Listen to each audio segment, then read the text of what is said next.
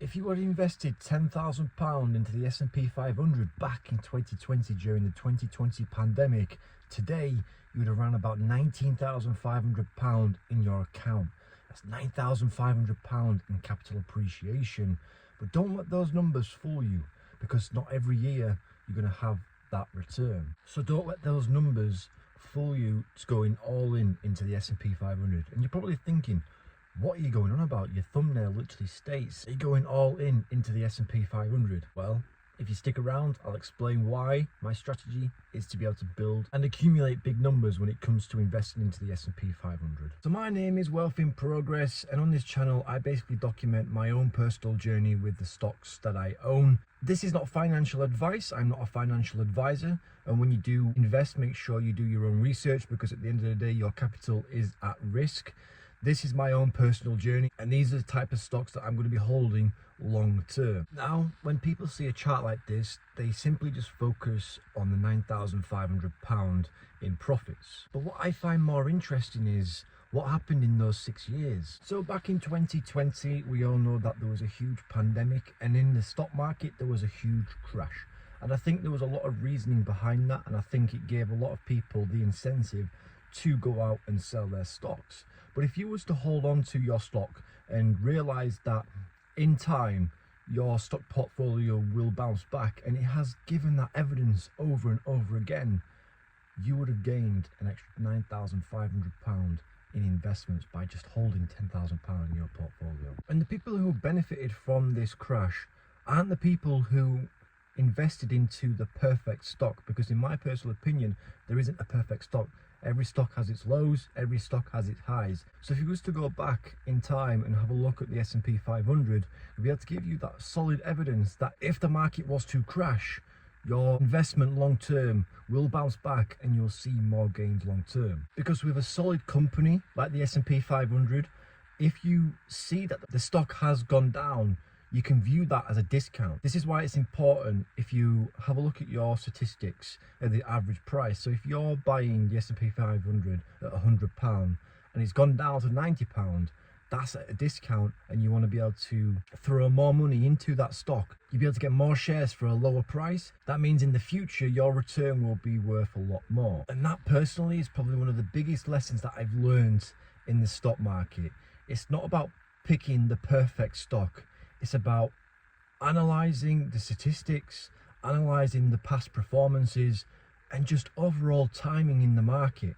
At the end of the day, you want to be able to invest into a company that you're going to be willing to hold long term. That's if you want to get paid dividends, or that's just simply looking to be able to build your capital appreciation. So I've been investing for only around about a month now, and I've been doing a lot of research for the past 5, 6, 7 years, but I don't want to look back at that and just completely regret it, because I have so much knowledge now that I'm going to be able to implement that into my own personal investing career. So what I want to do now is I want to go into my portfolio and I want to show you my position, how much I have in the S&P 500, and overall the growth that I want in the next 10, 20, 30, 40 years down the line.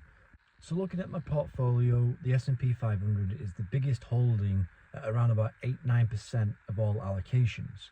Long term, I'm going to want to use that as my capital growth, and I want to be able to get between 20 to 25% of the allocation inside that stock. We've got around about £50 invested into the S&P 500 right now, which holds just under 1 share. But when investing, your money isn't guaranteed just to go up. There's obviously, you've got the volatility of the stock when people sell off the stock, or there is a slight crash in the market.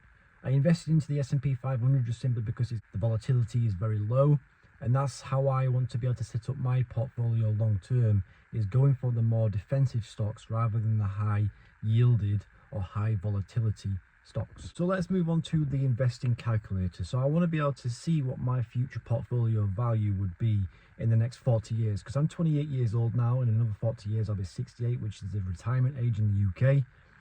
So if we was to invest £5 a day, which we are doing at the minute, for the next 40 years, that's £150 every single month with an 8% return at a minimum with the S&P 500. As you can see on the screen right now, that'll be worth around about £500,000 in that portfolio, and that to me is absolutely fantastic. Of course, If we include dividends, of course, if we include future investments from different types of income sources, then that portfolio value may be a little bit more. And one of the reasons why I'm holding this stock, the S&P 500, is just simply because I'm so invested in the American market, whether that's McDonald's, whether that's Pepsi, whether that's Coca-Cola, whether that's Procter & Gamble, whether that's Johnson & Johnson, whether that's Pepsi, Starbucks, Apple. We all use these products on a day-to-day business, and personally for me, I don't see any of these big billionaire, trillionaire companies going out of stock, because at the end of the day, I'm even recording on an Apple phone, and you're probably watching this video on an Apple product. And these are types of investments that I personally like, and I personally will continue to hold, just simply because they are such giant companies. This is why it's very important to analyze if your stock is low volatility or high volatility.